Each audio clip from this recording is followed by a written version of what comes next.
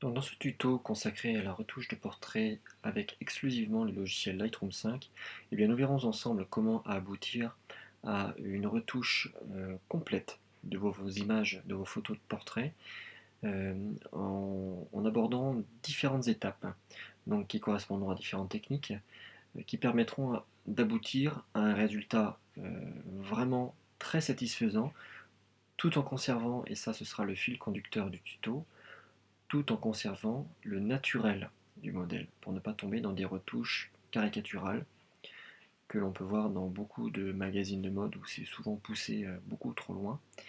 Et là, nous essaierons de conserver de la douceur et du naturel. Alors, on travaillera ensemble, comme je vous l'ai dit, à travers différentes étapes.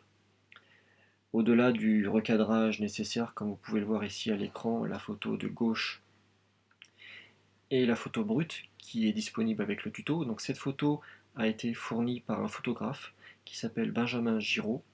Donc je vous invite à aller voir son travail formidable, notamment sur sa page Facebook. Donc je le remercie d'avoir joué le jeu en ce qui concerne la photo brute. Et donc vous avez à droite le résultat que vous pourrez atteindre en suivant ce tutoriel. Donc à travers différentes étapes, comme je vous le disais, vous réussirez à ajuster la balance des blancs. Donc là, vous aurez deux méthodes. Donc à vous ensuite de choisir celle que vous préférez. Vous pourrez faire votre choix.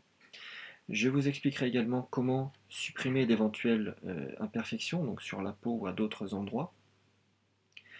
Vous verrez également, grâce à ce tuto, comment sublimer différents endroits de l'image, donc de manière locale.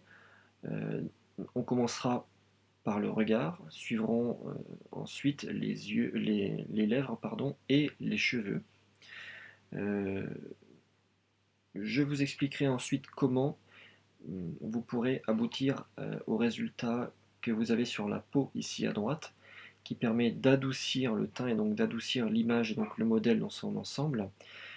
Une petite astuce concernera aussi l'adoucissement des cernes, pour éviter que les cernes soient trop marquées. Donc là, vous comprenez bien qu'il s'agira vraiment d'aller vers quelque chose de très doux, d'un petit peu chaleureux comme image, et donc de conserver un naturel très présent. Nous verrons ensemble également, à travers quelques petites astuces, comment vous pourrez faire pour simuler un flou gaussien. Donc là, même si c'est pas flagrant puisque ça a été pris au 50 mm, vous pourrez le tester sur plusieurs de vos images. Le flou gaussien, c'est ce qui permet d'avoir un flou d'arrière-plan. Donc je vous expliquerai une astuce qui permet d'aboutir à ce résultat simplement avec Lightroom 5. Et puis nous verrons ensemble, dans une dernière petite étape, comment créer une surexposition légère du visage de votre modèle pour faire ressortir véritablement le visage. Donc à travers toutes ces étapes, eh bien, vous pourrez donc aboutir à ce résultat-là. Donc je vous dis à tout de suite dans le tuto, merci.